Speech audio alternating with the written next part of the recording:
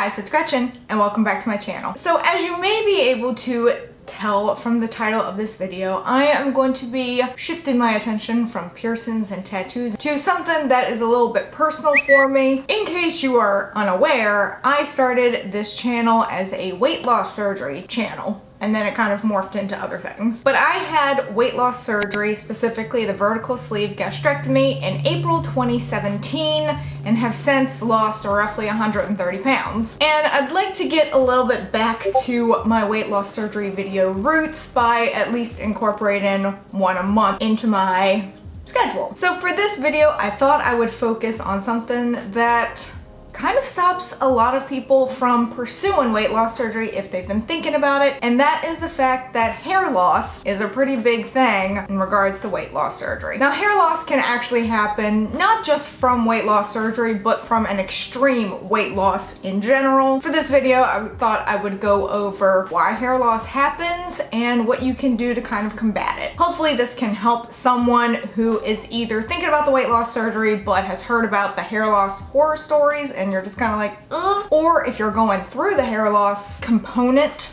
of weight loss surgery currently and you're like, is this ever gonna end? Hopefully this will also help you. Hair loss is unfortunately just a part of weight loss surgery journeys. It does happen to everyone, though the amount of hair loss someone may experience will definitely vary. So the first thing, why do we lose hair after having weight loss surgery? So the loss of hair comes from the stress that our body undergoes after undergoing weight loss surgery. Between the stress that our body undergoes as well as the hormonal changes that our body undergoes, the two together is just a lot and we experience hair loss. Drastic changes to not only our weight but our eating habits and our nutritional levels can essentially send our body into a state of shock, which makes the hair fall out. But why do these things cause the hair to fall out? And it's because your body is grappling at anything it can, especially protein wise, to hold on to, because protein is incredibly important for the body. And when you're not ingesting the levels of protein that you used to prior to weight loss surgery, your body's sitting there going like, I need to find protein where I can. Your hair needs protein to be healthy. The body's like, hair's not important right now, and so it drops it. So when it comes to how long to expect hair loss in regards to weight loss surgery, usually you can expect your hair to drop for roughly 3 to 4 months. Now, I understand that sounds incredibly terrifying that you go through this period of time where you're losing hair. All of a sudden to be like, for 3 to 4 months, your hair is just like, but I look at it this way, especially reflecting back on it now. In the grand scheme of time, 3 to 4 months is nothing. Yes, in the moment, 3 to 4 months seems like a hell of a lot, and in the grand scheme of your life, 3 to 4 months is nothing. So although the idea of losing hair for that period of time is pretty scary, just think about your life on the other side. That being said, if you do notice that your hair loss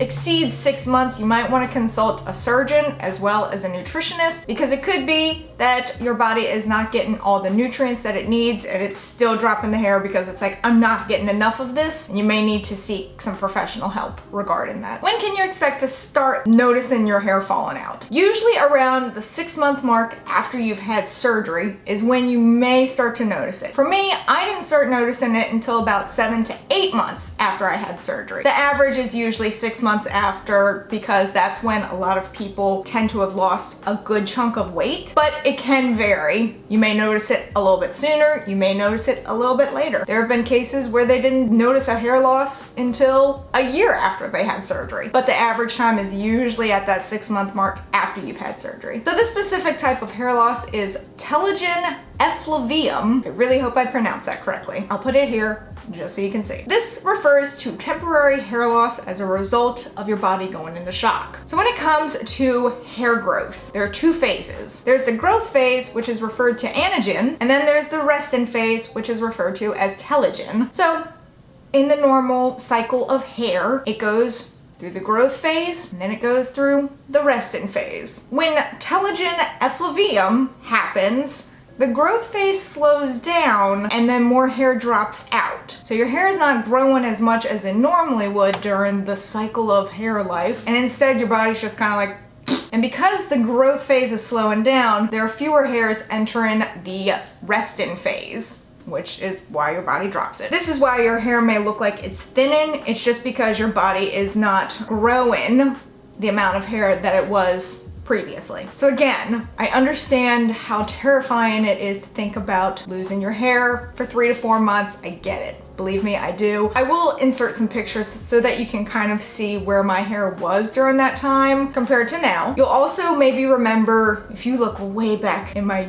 videos, you'll see that I had super short hair at one point, and it had like yellow tips and everything like that. It looked really cute. A lot of people liked it. I personally didn't, but I realized that my hair was so damaged, not just from the hair loss, but because I had fried it, that I decided to chop it all off and just kind of start fresh with it. And I thought my hair would never grow. I seriously thought that. I was like, I've made a huge mistake cutting it off. It's never gonna grow. It's gonna be stuck this way forever. Obviously it didn't, but in the moment it felt like forever. So believe me, I understand if you're a little hesitant to get the surgery just based off of hair loss. You know, for a lot of us, hair is incredibly important. It offers a safety blanket. I know it does for me even now. So I get the fear. I truly do. But there are some ways that you can lessen your hair loss. The first one is protein. That's the reason why you're losing your hair, is because you're not getting enough protein in. Your body's grabbing at the protein that is going in, and it's dropping the hair because it sees hair as not as important. Hair needs protein to grow. Keep taking your protein. Your protein should be the first thing that you ingest at every meal, every snack, anything like that. It is the building block of cells that make up your hair, which is why it's so important. It's recommended that you meet your daily protein goals every day, otherwise you may notice thinning hair. Next, make sure that you're taking your vitamins. Vitamins are incredibly important for everyone, but they are especially important for those of us who have had weight loss surgery. And that's because we're not getting the normal amounts of nutrients at every single meal like other people are, and so our vitamins are especially important. Along with vitamins, you might want to up your iron intake. Iron helps with maintaining healthy hair. If you notice that you're still losing hair after about 6 months, that's where you may find that you have an iron deficiency, which is why you really need to go see your surgeon as well as a nutritionist to kind of help sort that out. Next is to drink water. I know I personally still struggle with this, but if you hydrate your hair will be healthier. Same with your body. This is the part that I have found to be the most beneficial. Biotin. I take biotin every single day. My hair has gotten super long now. It looks really nice. Biotin, I cannot stress it enough, has been a lifesaver for my hair. Also my nails. My nails grow exceptionally fast now because of biotin, so hasn't made them much stronger, but it's definitely helped them grow. And the last thing I'm gonna suggest is to change up your shampoo and conditioner. You may find that the shampoo and conditioner that you're using has parabens in it, and parabens have been linked to hair loss, which really sucks, because it's in a lot of shampoos and conditioners. Other chemicals found typically in shampoos and conditioners have also been linked to hair loss, as well as damage to your scalp, which if you damage your scalp, your hair's not gonna be healthy. Change up your shampoo and conditioner some and see if you can find a better alternative to what you've been using. I'll link the shampoo and conditioner that I use in the description below. I absolutely love the shampoo and conditioner that I have found. Paraben free, it's also cruelty free. So while I know that the idea of losing hair, especially for 3 to 4 months, just a constant hair loss, I get that it's terrifying. When it was happening to me, I was terrified